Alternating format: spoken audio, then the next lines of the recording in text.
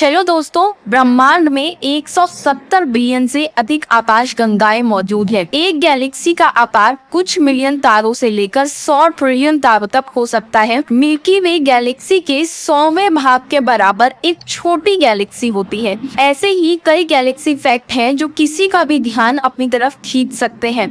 तो चलिए दोस्तों, आज अपने इस वीडियो में हम बात करेंगे कि गैलेक्सी क्या है, ये कैसे बनी, कुल कितनी गैलेक्सी है, हमारी गैलेक्सी का क्या नाम है और जानेंगे गैलेक्सी के फैक्ट्स के बारे में। दोस्तों, गैलेक्सी को हिंदी में आकाश गंगा कहते हैं। जब गैस, धूल, अरबों सितारे और उनके सोलर सिस्टम एक जगह पर बड़ी संख्या में एकत्र हो जाते हैं तो उसे आकाश गंगा कहते हैं।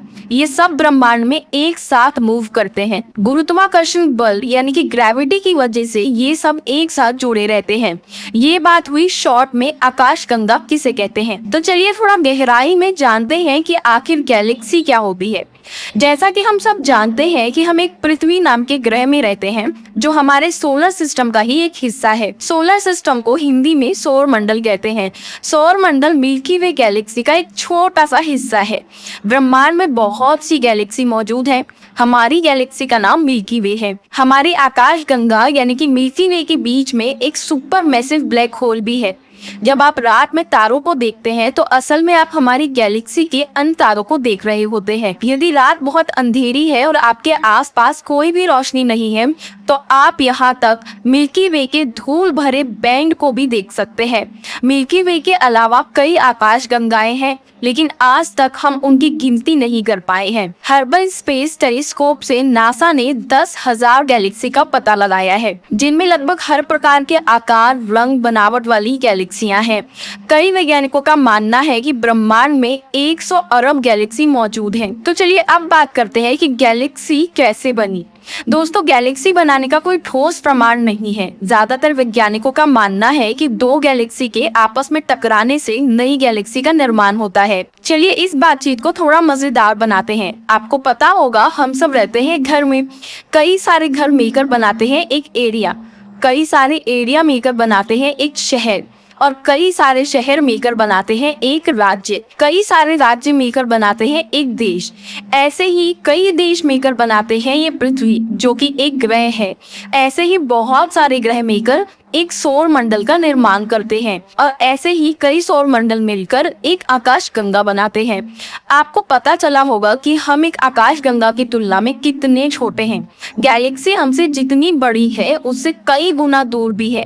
आप इसकी दूरी का अंदाजा इस बात से लगा सकते हो, एक गैलेक्सी की रोशनी हम तक आने में लाखों करोड़ों साल लग जाते हैं। शुरुआती समय में हमें इसके बारे में पता नहीं था। धीरे धीरे समय बीता, टेक्नोलॉजी का विकास हुआ और हमें इसके बारे में पता चला।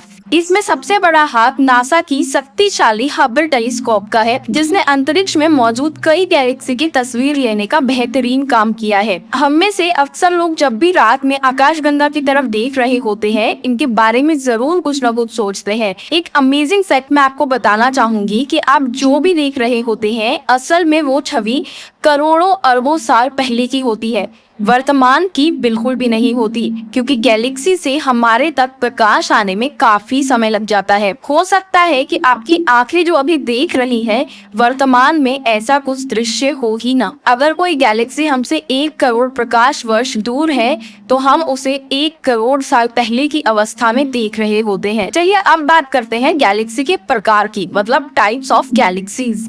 दोस्तों, 1926 में अमेरिका के एक खगोल वैज्ञानिक एडविन हबल ने इनिशियल स्कीम बताई थी, जिसकी मदद से गैलेक्सी को 3 भागों में बांटा गया था। गैलेक्सी को उनके आकार के अनुसार 3 मुख्य श्रेणियों में बांटा गया: spiral Galaxy, elliptical Galaxy, irregular Galaxy, यानी कि सर्पिल आकाश गंगा, अंडाकार आकाश गंगा, अनियमित आकाश गंगा।